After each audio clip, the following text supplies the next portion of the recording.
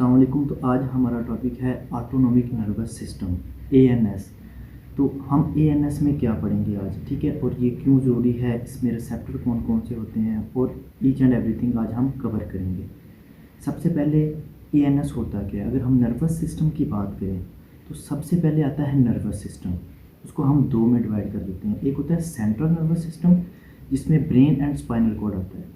दूसरा जो है वो हमारा होता है पेरिफेरल नर्वस सिस्टम। पेरिफेरल से मुराद जो सेंट्रल नर्वस सिस्टम के अलावा हमारी बॉडी में जो नर्व्स जा रहे हैं उन्हें हम बोलते हैं पेरिफेरल नर्वस सिस्टम। पेरिफेरल आगे दो में डिवाइड हो जाता है, ठीक है, efferent and afferent. Efferent system जो है वो मोटर सिस्टम में आ जाता है जिसमें हमारी मूवमेंट इन्वॉल्व होती है, जबकि एफरेंट से मुराद जो है वो सेंसरी सिस्टम आता है जिसमें सेंसेस वगैरह सब इंक्लूड होते हैं। तो इफरेंट में आगे आ जाता है ANS। इसका एक हिस्सा है, एक सोमैटिक है। सोमैटिक से मुराद ये कि जो हम वॉलंटरी काम करते हैं। फॉर एग्जांपल अगर मैं अपना मसल की मूव कर रहा हूँ तो ये मेरा एक वॉलंटरी एक्शन है, तो ये सोमैटिक में आ जाता है। एक होता है ऑटोनॉमिक। फॉर एग्जांपल अगर फियर की वजह से अगर हम किसी और जो प्लेस पे ऐसे हाथ टच करते हैं तो फ़ौरन पीछे करते हैं, तो ये हम वॉलंटरी नहीं करते, ये एक ऑटोनॉमिक सिस्टम है, ठीक है। तो ये इसका पढ़ना क्यों ज़रूरी है। अगर आप फार्माकोलॉजी स्टार्ट कर रहे हैं तो फार्माकोलॉजी से पहले आपको ANS आना ज़रूरी है।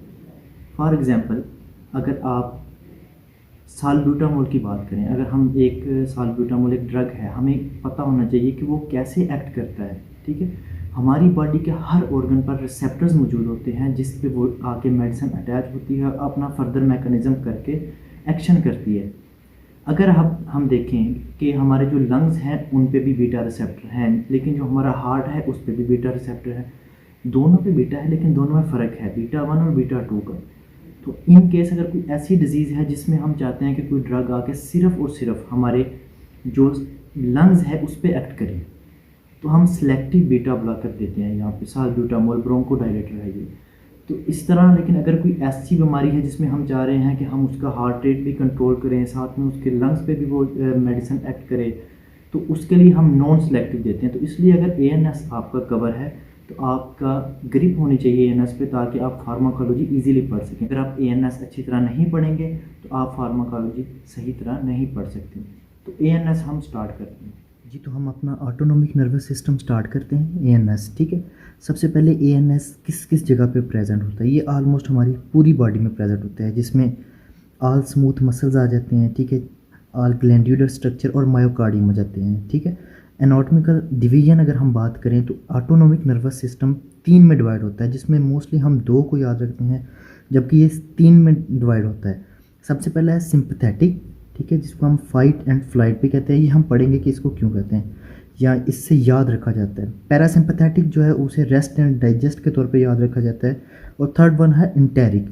सबसे पहले हम देखते हैं third one, enteric nervous system कहाँ पे होता है। ये हमारी जो GIT है, जो हमारी गैस्ट्रो इंटेस्टाइनल ट्रैक है, उसमें प्रेजेंट होता है, ठीक है। जो हमारी पेरिस्टाल्टिक मूवमेंट है इंटेस्टाइन में और ईच एंड एवरीथिंग जो हमारी वो ये कंट्रोल करता है, ठीक है। Enteric nervous system. Enteric nervous system से मैं एक इम्पोर्टेंट बात याद है कि वो बताऊं कि निकोटीनिक रिसेप्टर होते हैं इस पे, ठीक है। तो इसीलिए आपने देखा होगा कि मोस्टली अगर कुछ लोग हैं वो कहते हैं कि हम जब तक, जो चेन स्मोकर होते हैं वो कहते हैं कि जब तक हम सिगरेट ना पी लें हम वॉशरूम नहीं जा सकते। तो उसकी वजह क्या होती है, ठीक है। उसकी वजह यही होती है कि एंटेरिक नर्वस सिस्टम में निकोटिनिक रिसेप्टर होते हैं। जब वो स्मोकिंग करते हैं तो निकोटिन जाके एक्ट करती है, उनकी पेरिस्टाल्टिक मूवमेंट जो है वो ज़्यादा होती है, ठीक है, जिसकी वजह से डेफिकेशन उनमें हो जाती है। और कुछ लोग कहते हैं कि हम चाय पीते हैं तो उसकी वजह से हमारे जो पेरिस्टाल्टिक मूवमेंट इंटेस्टाइन की ज़्यादा होती है, तो उसकी रीज़न यही होती है कि वहाँ पे निकोटिनिक रिसेप्टर होते हैं। तो ये बात याद रखिएगा कि इंटेरिक नर्वस सिस्टम में जितने नर्व्स और जो न्यूरॉन्स हैं वो उतने हैं जितने हमारे सेंट्रल नर्वस सिस्टम, ब्रेन और स्पाइनल कॉर्ड में प्रेजेंट हैं। ऑलमोस्ट सेम अमाउंट है उनकी, ठीक है। तो इंटेरिक नर्वस सिस्टम के लिए इतना काफ़ी है। बेसिकली हम जब डिफरेंस करते हैं ऑटोनॉमिक नर्वस सिस्टम में तो वो सिंपथेटिक और पैरासिम्पथेटिक का करते हैं, ठीक है। तो सबसे पहले हम देखते हैं कि कोई एग्जांपल के तौर पे अगर हम देखते हैं कि कैसे ये एक्ट करता है। नॉर्मली अगर हम बात करें तो normally both almost balance amount में होते हैं इनकी एक्टिविटी। तो अगर हम एग्जांपल देखेंगे, फॉर एग्जांपल अगर कोई स्ट्रेसफुल कंडीशन है, फॉर एग्जांपल अगर कोई आदमी जा रहा है, उसको शक है कि उसके पीछे कोई चोर आ रहा है, ठीक है, ये एक स्ट्रेसफुल कंडीशन है, तो उसमें क्या होता है जो उसकी सिंपैथेटिक एक्टिविटी है वो ज़्यादा हो जाती है, जबकि पैरासिम्पैथेटिक एक्टिविटी लो हो जाती है। ठीक है, तो इसकी हम डिटेल आगे पढ़ते हैं, लेकिन फ़िलहाल इतना ही काफ़ी है। Fight and flight, sympathetic activity ज़्यादा होने का मतलब ये है कि उसके पास दो ऑप्शन है, उसके पास फाइट और फ्लाइट, या तो वो उसका मुकाबला करे या वहाँ से भाग जाए। ठीक है, तो अगर मैं जस्ट डेफिनेशन के तौर पे बात करूँ तो सिंपैथेटिक एक्टिविटी वो होती है जिसमें हमें सिंपैथी चाहिए, यानी कि कोई फियरफुल कंडीशन है, कोई टेंशन है, कोई स्ट्रेस है, तो हमारा सिंपैथेटिक नर्वस सिस्टम जो है वो हाई हो जाएगा। ठीक है, इसकी डिटेल आगे पढ़ेंगे, लेकिन समझने के लिए आपने देखा होगा जब हम किसी टेंशन में होते हैं तो हमें स्वेटिंग हो रही होती है। ठीक है, तो ये सारी चीज़ें इस तरह के जो है ये सिम्टम्स हैं सिंपैथेटिक एक्टिविटी ज़्यादा होने के। तो पैरासिम्पैथेटिक एक्टिविटी कब होती है? जब हमें कोई टेंशन नहीं होती, हम रिलैक्स होते हैं, इसलिए इसका नाम दिया गया रेस्ट एंड डाइजेस्ट। ठीक है, हायर सेंटर की अगर हम बात करें तो हाइपोथैलेमस जो हमारा ब्रेन का पार्ट है, हाइपोथैलेमस का जो एंटेरोमीडियल पार्ट है वो पैरासिम्पैथेटिक की एक्टिवेशन के लिए होता है, जबकि उसका जो पोस्टोलेटरल पार्ट है वो सिंपैथेटिक एक्टिविटी के लिए होता है। ठीक है, ये पिट्यूटरी ग्लैंड के जस्ट अबव हाइपोथैलेमस प्रेजेंट होता है, जिसका साइज़ सिर्फ हमारा जो छोटी उंगली का जो नाखून है सिर्फ उतना इसका साइज़ होता है। अगर हम आउटफ्लो की बात करें, मतलब सबसे पहले तो ये हमने देखा कि हमारा जो हाइपोथैलेमस है वहाँ इसका हायर सेंटर है। ठीक है, हायर सेंटर के बाद की अगर हम बात करें तो हायर सेंटर के बाद अगर रफ एग्जांपल ये देख लेते हैं कि हायर सेंटर के बाद ये आ गया हायर सेंटर इसका। ठीक है, तो हायर सेंटर के बाद इस जगह से इसका आउटफ्लो होता है जो हमारा स्पाइनल कॉर्ड है। अगर हम सिंपैथेटिक की सबसे पहले बात कर लेते हैं, ठीक है, सिंपैथेटिक को पढ़ते हैं, इसके बाद हम पैरासिम्पैथेटिक को पढ़ेंगे। तो आउटफ्लो जो सिंपैथेटिक नर्वस सिस्टम का आउटफ्लो है वो है थोरैकोलम्बर। थोरैकोलम्बर से मुराद कि जो थोरैको एरिया एंड लंबर, ठीक है, थोरैसिक एरिया और लंबर एरिया जो है इस जगह से इसका आउटफ्लो होता है। ठीक है, अगर रिसेप्टर की बात करें, फॉर एग्जांपल अगर हम बात करते हैं जी कि एक बंदा है, उसके पीछे कोई चोर लगा है, तो उसका कौन कौन सा सिस्टम एक्टिव होगा, कौन कौन सा सप्रेस होगा। एक सबसे पहले एग्जांपल देखते हैं, फिर इसकी डिटेल पढ़ेंगे। फॉर एग्जांपल अगर इस वक्त उसके पीछे कोई चोर लगा है और उसने जस्ट थोड़ी देर पहले खाना खाया, इस जगह पे दो चीज़ें हैं। एक चीज़ ये है कि वहाँ से भागे, मतलब कि उसके जो मसल्स हैं वो यूज़ हों। दूसरा, उसने खाना खाया, खाने को डाइजेस्ट करना। तो इस वक्त दोनों में से उसके लिए क्या ज़रूरी है? पहले खाना डाइजेस्ट करे, बाद में अपने आप को बचाए, या पहले भागे? तो ये नेचुरल एक हमारे अंदर सिस्टम है कि इस वक्त डाइजेशन इतनी ज़रूरी नहीं है। तो उस वक्त जब सिंपैथेटिक एक्टिविटी ज़्यादा होती है तो हमारी जो डाइजेशन है वो स्लो हो जाती है, क्योंकि डाइजेशन एक पैरासिम्पैथेटिक एक्टिविटी में आ जाता है। ठीक है, तो वो कम हो जाएगी, तो हमारे मसल्स को ब्लड सप्लाई ज़्यादा हो जाएगी। ठीक है, क्योंकि इस वक्त हमने भागना है, वहाँ से हमारी जो फ्लाइट रिस्पॉन्स हमने देना है या फाइट रिस्पॉन्स देना है, तो उसके लिए ब्लड सप्लाई ज़्यादा होगी। तो अभी हम ये पढ़ेंगे कि ये कैसे ज़्यादा होती है, क्या क्या चेंजिंग आती है हमारी बॉडी में। वो होता है रिसेप्टर्स के ज़रिए। तो सिंपैथेटिक एक्टिविटी में अगर हम देखें कि अगर हमने किसी ऑर्गन को सप्रेस करवाना, ये ऑटोमेटिक होता है। तो सप्रेस करवाने के लिए इनहिबिशन, ठीक है, स्टिमुलेट करवाने के लिए स्टिमुलेटरी रिसेप्टर्स। ठीक है, तो ये रिसेप्टर्स हमने याद रखने के जिस्म के कौन से हिस्से पे कौन सा रिसेप्टर है। जैसे आगे एग्जांपल देखी थी कि मेडिसिन कैसे एक्ट करेगी किसी चीज़ को। फॉर एग्जांपल अगर हार्ट रेट की बात की जाए, तो अगर हार्ट रेट ज़्यादा करवाना है तो उसके लिए जो स्टिमुलेटरी मेडिसिन है वो होगी। हार्ट पे कौन सा रिसेप्टर है, उस पर कौन सी एक्ट करेगी, तो वो स्टिमुलेशन होगा और हार्ट रेट ज़्यादा हो जाएगा। इन केस अगर कोई टैकीकार्डिया में पेशेंट आता है तो उसको हमने उसका हार्ट रेट कम करना है, तो हम स्टिमुलेटरी मेडिसिन नहीं देंगे, हम देखेंगे कि इसमें ब्लॉकर कौन सा है, बीटा ब्लॉकर कौन सा है, तो हम इनहिबिटरी जो रिसेप्टर पे एक्ट करने वाली मेडिसिन हम वो देंगे। तो इस तरह हम जिस्म को पूरे जो रिसेप्टर्स के ज़रिए कंट्रोल कर सकते हैं मेडिसिन के ज़रिए। सिंपैथेटिक में स्टिमुलेटरी रिसेप्टर की बात की जाए, alpha 1 adrenergic receptor, beta 1 adrenergic receptor होते हैं। ठीक है, अगर हम इनहिबिटरी की बात की जाए तो alpha 2 adrenergic and beta 2 adrenergic receptor. इसमें अगर हम देखें स्टिमुलेटरी में कि अल्फ़ा 1 किस जगह पे है और बीटा 1 किस जगह पे है, ऑल हैव अल्फ़ा 1। ठीक है, तो जिस्म के जो जिस्म के ऑर्गन जहाँ पे सिंपैथेटिक एक्टिविटी होगी, स्टिमुलेशन, सब पे अल्फ़ा 1 है except heart, juxtaglomerular apparatus and adipocyte. ठीक है, जो फैट सेल्स हैं, तो इन तीन पे बीटा 1 एड्रेनर्जिक रिसेप्टर होंगे। इसके अलावा जिस्म पे बाकी जितने भी ऑर्गन हैं वहाँ पे अल्फ़ा 1 एड्रेनर्जिक रिसेप्टर होंगे स्टिमुलेशन के जरिए। इनहिबिशन की बात की जाए तो all have beta 2 except platelets and beta cell of pancreas जो कि इंसुलिन प्रोड्यूस करवाते हैं। तो इन दोनों के अलावा बाकी सब पे बीटा 2 रिसेप्टर होते हैं। तो ये याद रखिएगा, इधर all have alpha 1 except these, और यहाँ पे all have beta 2 except these. ठीक है, तो अभी हम डिटेल पढ़ लेते हैं सिंपैथेटिक एक्टिविटी की। ठीक है, तो सबसे पहले है थोरैकोलम्बर आउटफ्लो। यहाँ पे एग्जांपल दी गई है कि changes in the body when suppose a dog behind you from top of the body to downward, हमारे जिस्म में क्या क्या चेंजिंग आती है। सबसे पहले हेयर स्टैंड्स। ठीक है, जो हमारे हेयर की जो रूट है उस जगह पे इरेक्टल पिलाई मसल्स होते हैं। ठीक है, उस मसल पे एक्ट करेगा जो एड्रेनर्जिक रिसेप्टर हैं वो है अल्फ़ा 1। ठीक है, आगे हमने पढ़ा है कि एक्सेप्ट दीज, बाकी सब पे अल्फ़ा 1 होगा।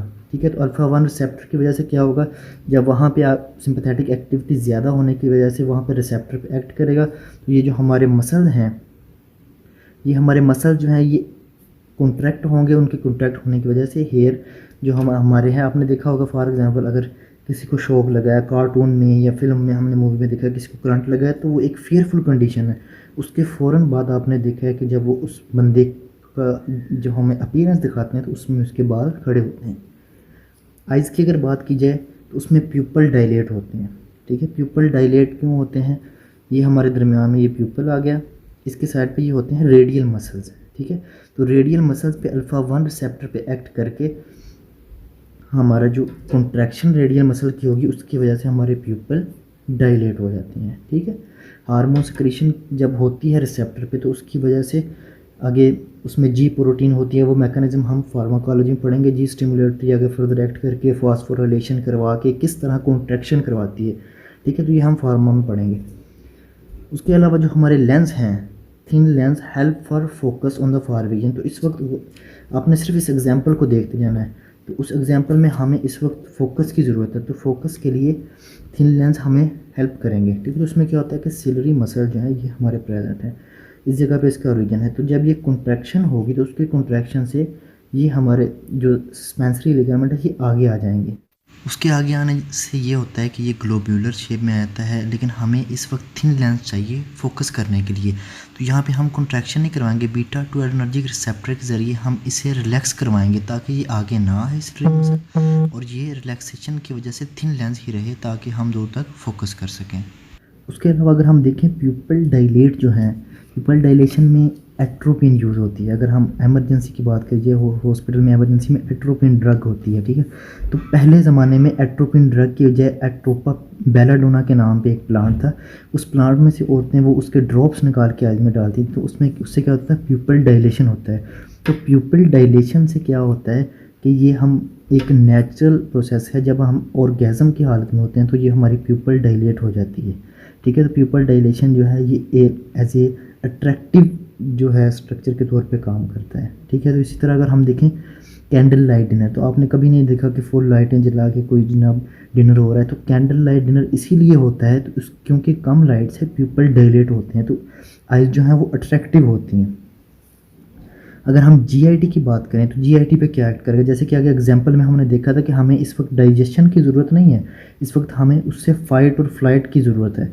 तो उसके लिए क्या होता है कि जीआईटी को हमने स्लो करवाना है, जो कि ऑटोमेटिक सिस्टम है, स्लो होगा। उसके लिए क्या होता है कि जो स्फिंक्टर है, स्फिंक्टर पे अल्फ़ा 1 प्रेजेंट होता है, उस पर एक्ट करने से स्फिंक्टर टाइट हो जाएंगे। बीटा 2 रिसेप्टर प्रेजेंट होते हैं हमारे जो इंटेस्टाइन है, उससे क्या होगा, रिलैक्सेशन होगी, कॉन्ट्रैक्शन कम होगी, लेस पेरिस्टालसिस। ठीक है, उसके बाद क्योंकि इस वक्त जीआईटी को कम ब्लड की ज़रूरत है, हमने डाइजेशन नहीं करवानी, तो वहाँ पे अल्फ़ा 1 रिसेप्टर प्रेजेंट होंगे जो हमारे स्मूथ मसल्स ऑफ आर्टरीज़ हैं जो कि हमारे जीआईटी की तरफ जा रही हैं, तो इसकी कॉन्ट्रैक्शन से लेस ब्लड जाएगा जीआईटी से।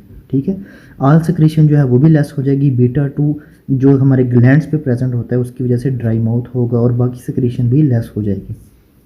रेस्पिरेशन की बात की जाए तो ब्रोंको डायलेटर इस वक्त हमें चाहिए, क्यों, क्योंकि इस वक्त हमें ऑक्सीजन की ज़्यादा ज़रूरत है। तो ब्रोंक्यूल्स को रिलैक्स करवाने के लिए बीटा 2 रिसेप्टर वहाँ पे प्रेजेंट होते हैं, उस पर एक्ट करके हमारे ब्रोंक्यूल रिलैक्स होंगे और ज़्यादा ऑक्सीजन मिलेगी। लेस सिक्रीशन, इस वक्त हमें उसके अंदर हमारे जो ब्रोंक्यूल्स हैं उसमें सिक्रीशन की ज़्यादा ज़रूरत नहीं है, सिक्रीशन होती है ब्लड वेजल्स के ज़रिए। तो जो स्मूथ मसल्स और ब्लड वेजल्स हैं हमारे जो ब्रोंक्यूल्स के अंदर उस पर भी अल्फ़ा 1 रिसेप्टर प्रेजेंट होते हैं, जिसकी वजह से उनकी कंट्रैक्शन होगी और लेस ब्लड जाएगा। हार्ट की अगर बात की जाए तो SA node, AV node, Purkinje fibre और मसल्स ऑफ हार्ट पे बीटा 1 एड्रेनर्जिक रिसेप्टर होते हैं। इस वक्त क्योंकि फाइट और फ्लाइट का मूड है तो इस वक्त हमें ज़्यादा ब्लड की ज़रूरत है पेरिफेरल हिस्से में। उसके लिए कार्डियक आउटपुट ज़्यादा करवानी है। कार्डियक आउटपुट ज़्यादा करवाने के लिए कॉन्ट्रैक्शन की ज़्यादा ज़रूरत है, तो उसके लिए अल्फ़ा 1 रिसेप्टर प्रेजेंट होता है। ठीक है, बाकी ये चीज़ याद रखें कि कोरोनरी ब्लड फ्लो जो है वो चेंज नहीं होता, उसका सिंपैथेटिक पैरासिम्पैथेटिक से कोई कनेक्शन एज सच नहीं होता। कार्डियोवास्कुलर सिस्टम में स्किन को इस वक्त ब्लड की इतनी ज़्यादा ज़रूरत नहीं है, कॉन्ट्रैक्शन होगी, अल्फ़ा 1 रिसेप्टर है। जीआईटी को भी लेस ब्लड चाहिए, अल्फ़ा 1 है। इस वक्त हमें यूरिनेशन की इतनी ज़रूरत नहीं है, अल्फ़ा 1 रिसेप्टर प्रेजेंट होता है।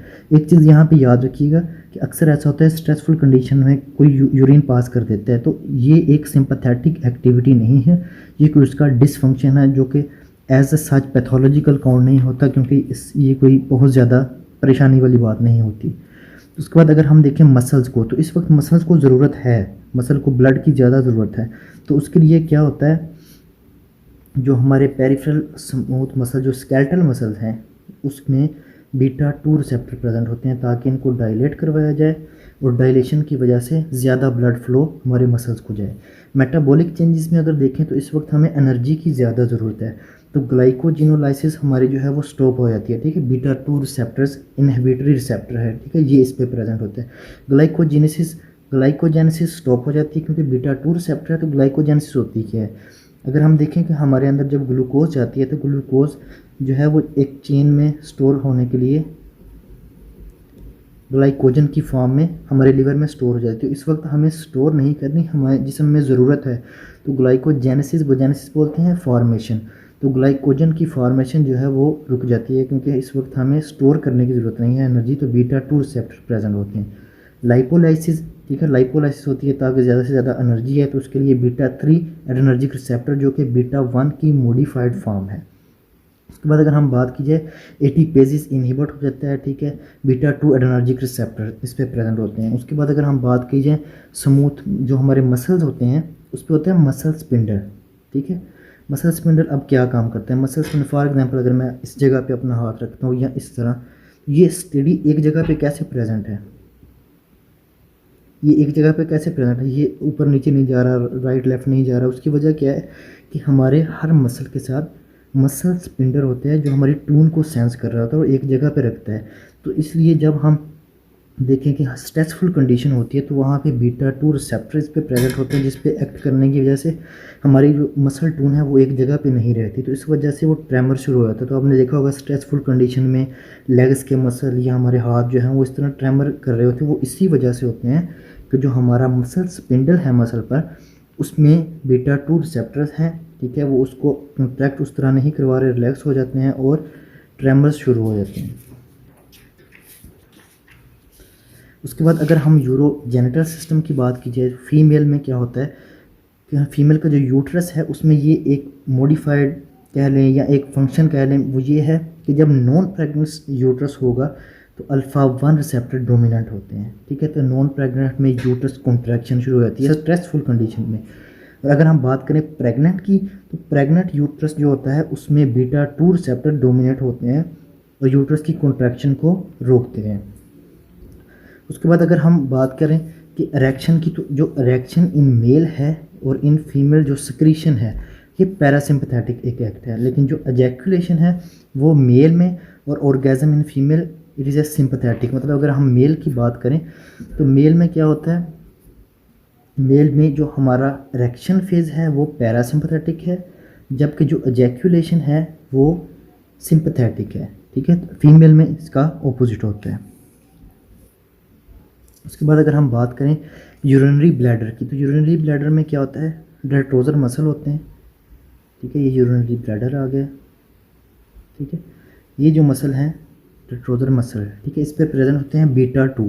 सो डोंट पुश यूरिन, क्योंकि इस वक्त स्ट्रेसफुल कंडीशन है तो हमें इस वक्त यूरिन पास करना ज़रूरी नहीं है, इस वक्त हमें उसको स्टोर करना है। तो बीटा 2 रिसेप्टर्स पे एक्ट करके इसमें स्टोरेज ज़्यादा कर देता है, तो ज़्यादा इस वक्त हमें यूरिन जो है वो स्टोर हो सकता है।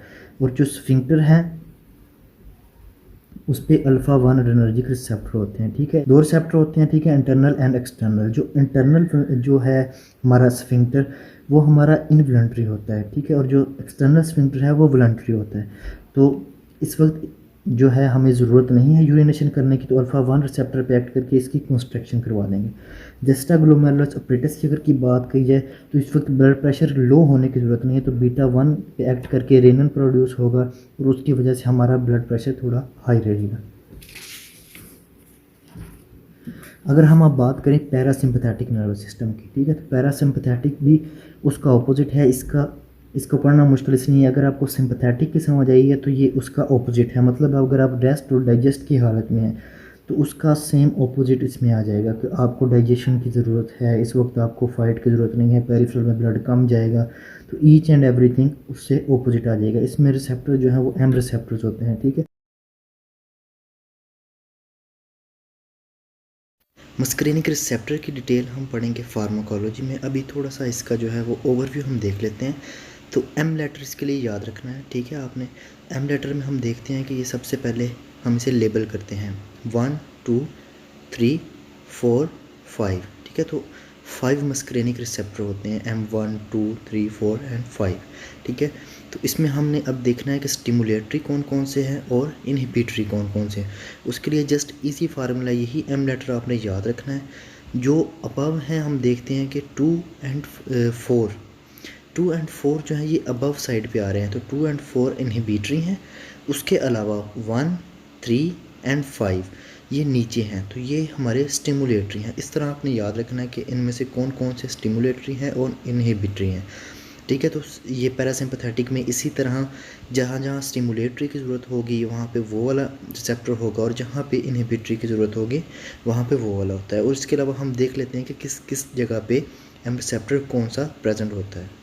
तो इसमें हम देख सकते हैं कि M1 मेनली जो है CNS, लाइवरी ग्लैंड और पाराइटल सेल में है। M2 मेनली हार्ट पे प्रेजेंट होता है। M3 स्मूथ मसल एंड एक्सोक्राइन्स पे प्रेजेंट होता है। M4 और 5 मेनली जो है वो CNS में मेन अपना रोल अदा करते हैं। आउटपुट की अगर बात की जाए तो क्रैनियोसैक्रल है, ठीक है। उसमें थोरैको नंबर था, इसमें क्रेनियल नर्व्स और सैक्रल एरिया, स्पाइनल कॉर्ड के इस एरिया से नर्व्स निकलती हैं। तो सबसे पहले अगर हम देखें तो थर्ड क्रेनियल नर्व निकलती है जो कि हमारी आई की तरफ जा रही है और लैक्रीमेशन को करवाएगी ज़्यादा, ठीक है। लैक्रीमेशन और म्योसिस प्यूपल की कंस्ट्रिक्शन करवाएगी, ठीक है, M3 रिसेप्टर के जरिए। सेवंथ क्रेनियल नर्व उसके बाद आती है, वो हमारी लैक्रीमेशन करवाएगी। उसके बाद हमारे ग्लैंड की सिक्रीशन ज़्यादा करवाएगी, ठीक है, सब मैंडिबुलर लिंगुअल ग्लैंड, ठीक है, क्योंकि इस वक्त डाइजेशन करवानी है तो सारे ग्लैंड जो है उनकी सिक्रीशन ज़्यादा होगी, सिंपैथेटिक में कम हुई थी। 9th नर्व से पैरोटिड ग्लैंड जो है उसकी सिक्रीशन ज़्यादा होगी। 10th नर्व जो कि सबसे इंपॉर्टेंट है वेगस नर्व, उसकी अगर हम बात करें तो वो फेरेंक्स पे एक्ट करेगी, लेरेंक्स पे, एसोफेगस, सबकी सिक्रीशन ज़्यादा करवाएगी। हार्ट की अगर बात करें तो इस वक्त रेस्ट और डाइजेस्ट की हालत में कार्डिक आउटपुट की बहुत ज़्यादा ज़रूरत नहीं है, तो ये ब्रेडिकार्डिया करवाएगी। एस ए नोड पे राइट वेगस एक्ट करेगी, ए बी नोड पे लेफ्ट वेगस। GIT जो है वो टिल ट्रांसफर्स कॉलम तक 10th नर्व उस पर एक्ट करेगी, ठीक है। पेरिस्टाल्टिक मूवमेंट ज़्यादा होगी, सिक्रीशन ज़्यादा होगी। ये था क्रेनियल आउटफ्लो। अगर हम सैक्रल आउटफ्लो की बात करें तो S2 S3 S4 से आउटपुट होता है, जो कि ट्रांसफर्स कोलन से आगे GIT का पार्ट जो है उसको इनर्वेट करेगी, यूरिनरी ब्लैडर को करेगी और जेनिटेलिया को करेगी, ठीक है। तो यूरिनरी ब्लैडर इसमें उसका ऑपोजिट सिंपैथेटिक है, तो सेम जेनिटेलिया का हमने आगे पढ़ लिया था कैसे होता है।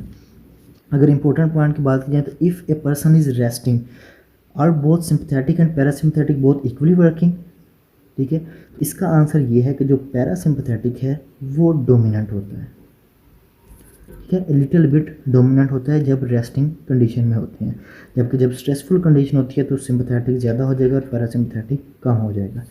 उसके बाद अगर हम बात करें कि ये एक्ट कैसे करते हैं तो sympathetic fires diffusely and parasympathetic selectively. For example, so you can lacrimate without salivation and micturition, ठीक है।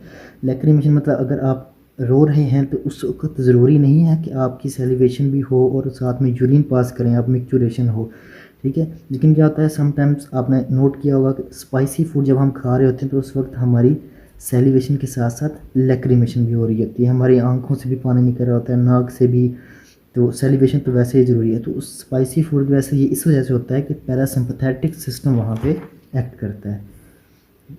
सो ये हमारा सिंपैथेटिक और पैरासिम्पैथेटिक सिस्टम था। इसके बाद हम नेक्स्ट लेक्चर में एलिनर्जिक रिसेप्टर, ठीक है, कोलिनर्जिक रिसेप्टर देखेंगे क्या क्या है, उस पर कौन कौन से ड्रग एक्ट करते हैं, किस तरह हम जो है वो हार्ट रेट को ज़्यादा कर सकते हैं, कम कर सकते हैं ज़रूरत के मुताबिक।